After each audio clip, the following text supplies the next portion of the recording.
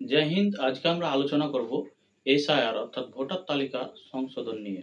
Voter তালিকা সংশোধন নিয়ে যারা চিন্তিত তাদের জন্য আজকের ভিডিও। দেখুন, এসআইআর একটি সাধারণ ব্যাপার। এসআইআর ভারতবর্ষে প্রথম হচ্ছে না, এর আগেও ভারতবর্ষে এসআইআর হয়েছে।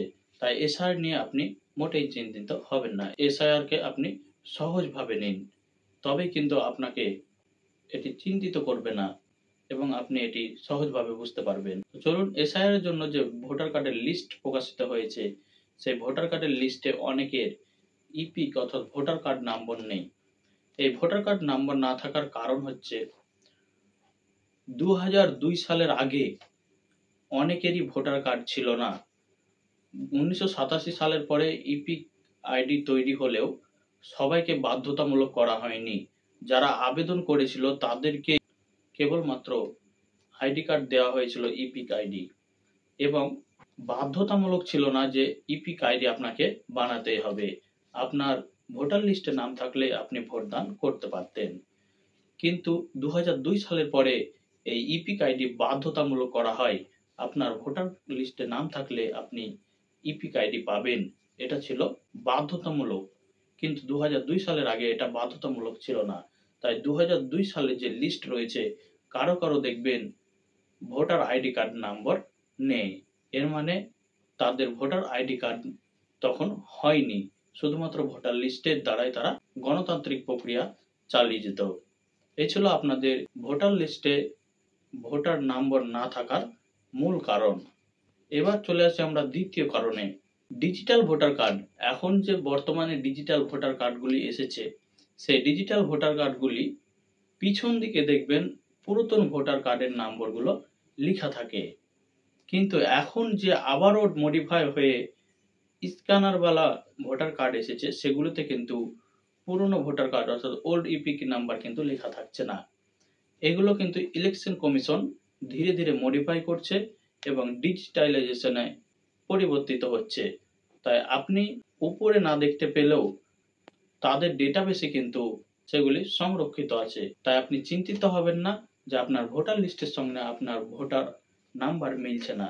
আপনার আগের ভোটার নম্বর কিন্তু চেঞ্জ হয়ে গিয়েছে, ডিজিটাল ভোটার কার্ডের নাম্বার অন্য দেওয়া হয়েছে। কিছু কিছু ভোটার কার্ডের ক্ষেত্রে দেখবেন পিছন দিকে ওল্ড ইপিক নাম্বার বলে দেওয়া রয়েছে, সেটা আপনি মিলিয়ে দিতে পারেন যাদের এই কার্ডটি রয়েছে।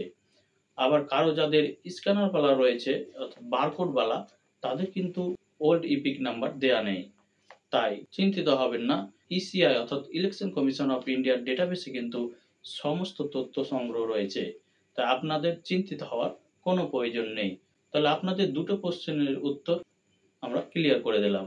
প্রথম হচ্ছে আপনাদের ভোটার লিস্টে ভোটার আইডি নাম্বার না থাকার কারণ, এবং ভোটার আইডি থাকা সত্ত্বেও ভোটার আইডি আপনার মিলছে না এবং না মেলার কারণও আমরা বলে দিলাম।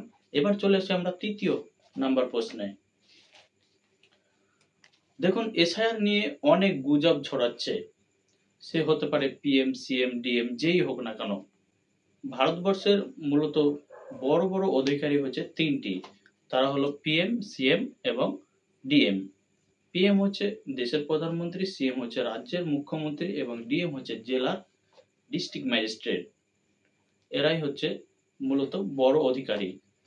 এরাই বলুক না কেন, আর যে কোনো পাবলিকই বলুক না কেন, যে কোনো নেতা মন্ত্রী বলুক না কেন, ইসিআই যা নির্ধারিত করে দেবে এবং সেটি যদি সংবিধান অনুযায়ী হয় সেটা হবেই।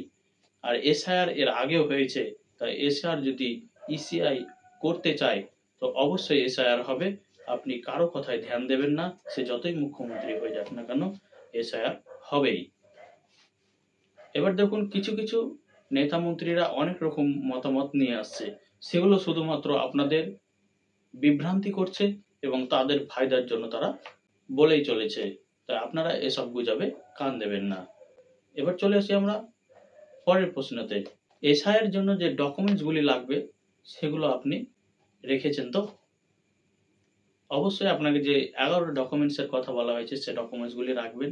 আমরা এর আগে ভিডিও বানিয়েছি, আপনারা প্লে লিস্টে গিয়ে দেখে নিন। এসআইআর বা এনআরসি টাইপের একটি আমার প্লে লিস্ট রয়েছে, সেখানে গিয়ে দেখুন অনেক ভিডিও রয়েছে এসআইআর সম্পর্কিত। সেই ভিডিওগুলি গিয়ে আপনারা দেখে আসুন, অথবা আমি এই ভিডিও ডেসক্রিপশনে লিঙ্ক দিয়ে রাখলাম, আপনারা সেখানে গিয়ে দেখে নিতে পারেন। কি কি ডকুমেন্টসগুলো লাগবে, তা আমি সংক্ষিপ্ত আলোচনা করে দিচ্ছি। দেখুন, 11টি ডকুমেন্টস, যারা 1987 সালের পরে জন্ম, তারা 11টি ডকুমেন্টসের মধ্যে যে কোনো একটি সংগ্রহ করে রাখো, এবং অনেকেরই একটির অধিক রয়েছে, এটা আশা করা যায় 95% মানুষের। এবার 95% এর মধ্যে 5% বাকি থাকলে তাদের কিন্তু দেখা যায় যে একটিও ডকুমেন্টস নেই। তারা কি করবে? তারাও প্রমাণিত হবে, কারণ ল্যান্ড পয়জন যে অপশনটা রয়েছে এটা একটা বড় ডকুমেন্টস। এই ল্যান্ড পয়জনের মাধ্যমে আপনারা বংশ পরস্পরায় নাগরিকত্ব প্রমাণ করতে পারবেন। আপনার কিসের চিন্তা? আপনার বাবা, তার বাবা, আপনার দাদুর বাবা, তারা কি ভোটার ছিল না? তারাও তো ভারতীয় ভোটার ছিল। তাহলে আপনি কেন চিন্তিত হচ্ছেন? যদি আসলে তারা ভারতীয় ভোটার ছিল, তাহলে আপনার চিন্তিত হওয়ার কোনো প্রয়োজন নেই। কারণ ইসিআই অর্থাৎ ইলেকশন কমিশন অফ ইন্ডিয়ার কাছে সমস্ত ডেটাবেস রয়েছে। আপনাকে যোগ্য নাগরিকত্ব দিয়ে ভোটার লিস্টে নাম রাখা হবে, শুধুমাত্র সময়ের অপেক্ষা। তাই আপনি চিন্তিত হবেন না এবং কোনো গুজবে কান দেবেন না। এসআইআর এর জন্য যে ডকুমেন্টস, যে রুলস বলা হয়েছে সেগুলো আপনারা মেনে চলবেন এবং এটাকে একদম সাধারণভাবে নিন। এই ছিল আজকের আলোচনা। দেখা হবে নেক্সট ভিডিওতে। ততক্ষণের জন্য ভালো থাকবেন। জয় হিন্দ।